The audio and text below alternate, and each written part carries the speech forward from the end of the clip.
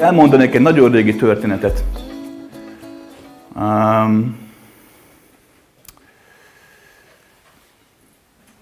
Mert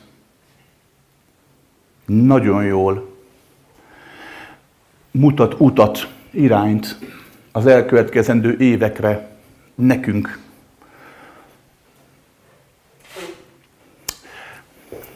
Nagyon-nagyon régen, réges-régen az Isten lenézett a földre, hogy megnézze kedvenc teremtményét, ugye az embert. És majdnem leesett a traktorról, mikor látta, hogy az emberek mit művelnek. Hogy lopnak, csalnak, hazudnak, gyilkolják, ölik egymást, szándékosan okoznak fájdalmat. Bármi történik, bármi, mindig csak a szenvedés, a szenvedtetés. És Isten nézte, és várta, hogy ha változik, hát ha valami történik. Ugye ott van a szeretet, hát azt is adott, de nem. Az ember csak embernek farkasa, és egyre vadabbul ugatja a holdat a többi farkassal. Az Isten megunta. Egyszer csak megjelent, minden felhőn ott volt az arca, és annyit mondott. Emberek, nem tudtatok mit kezdeni az végtelen lehetőséggel, a szeretettel. Ezért 3 nap múlva elpusztítom a földet. Addig tisztítsátok meg a lelketeket. Sziasztok! Emberek először megijedtek. És mit gondolsz, mi történt? Jó, nem lélektisztulás volt. Még több gonoszságot kezdtek el követni, még többet raboltak, még többet erőszakoltak, mert hát már úgy sincs tétje. Mert 3 nap múlva meghalunk. De volt egy angyal az égben, aki nézte szintén a földet. És neki sem tetszett, amit látott. De látta az emberben a lehetőséget. És az angyal oda ment az Istenhez, és azt mondta, hogy te Isten, figyelj már! Tudom, végtelen a bölcsességed, meghajlok előtte, de ezt most én jobban látom, mint te. Mit? Mondta az Úr, felhúzva az egyik szemöldökét. Így. Hát, hogy igenis az emberiség nem pusztulásra való, mert hogy nem minden ember gonosz. Vannak ott emberek, akiknek a lelke tiszta, és szeretet van benne. Mondta az Isten, figyelj ide, semmi gond, menj le a földre. Ha találsz 5 tiszta lelket a földön, egyepen ész. Megmentem őket, az emberiséget, és adott nekik még egy 10 000 évet. Angyal lenézett a földre, látta az ember, mit művel saját magával, látta, hogy hogyan pusztítják, hogyan élik a gonoszságot. Ránéz az Istenre, nem lehetne csak 3. Isten sóhajtott, na jó, legyen 4. Közös nevező. Angyal, le a földre. Fénysebességgel száguldott a földön körbe-körbe, mindenhová benézett, de nem látott mást.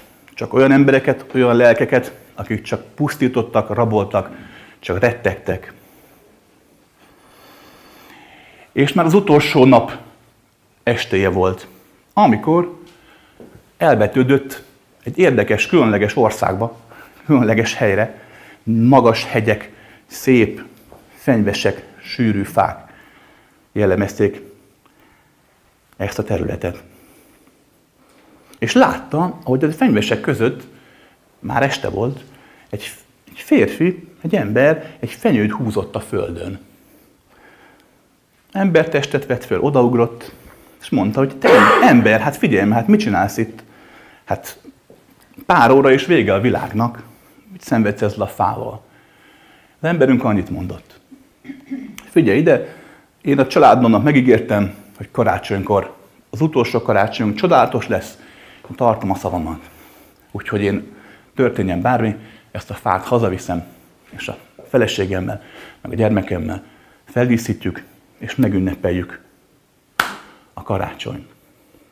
Angyal ránézett, látta a lelkét. Megvan az első. Tudod, mit segítek? Gyorsan besegített, elhúzták a fát, ott volt a ház nem messze. Bevitték a fát, az ember elkezdte díszítgetni a fát, bevágta a kis talpába, és valóban ott volt a családja, a felesége, meg a fia.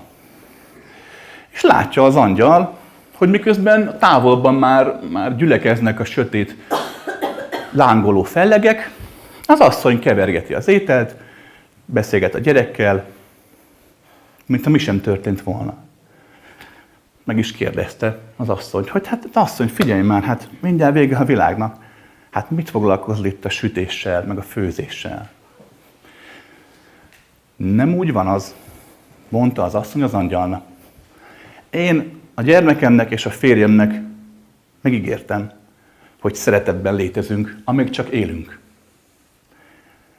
És még 2 óráig élünk.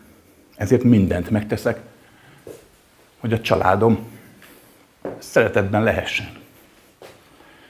Az angyal ránézett, és hirtelen megörült, mert meglátta a tiszta lelket.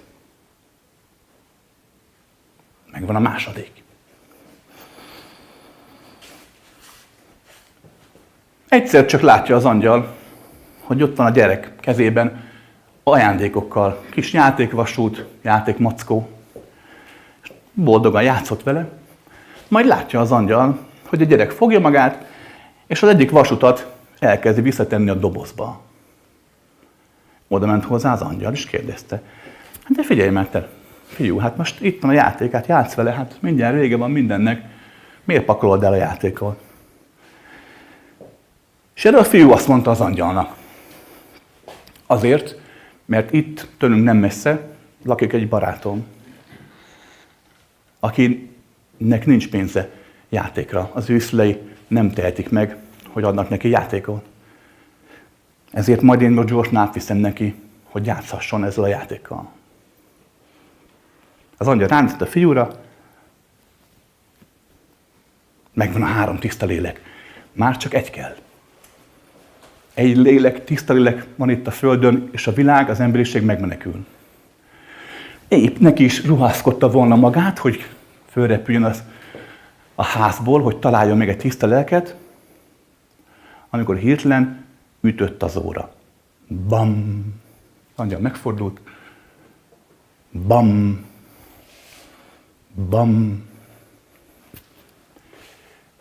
És ennyi. Az Isten pedig megjelent.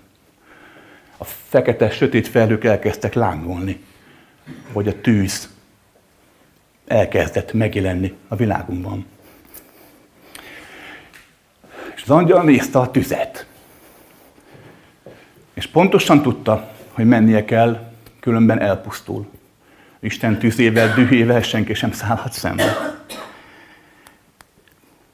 De nem bírta magára hagyni a családot. Az angyal kitárta a szárnyait, és úgy átölelte a férfit, a nőt, meg a gyereket.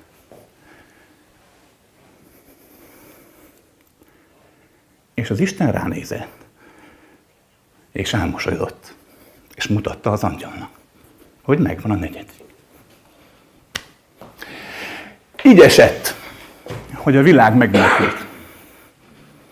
Emberek, amikor jönnek majd a sötét fellegek, vagy ha már itt vannak, akkor jusson eszetekben mindig, hogy a szeretet a remény.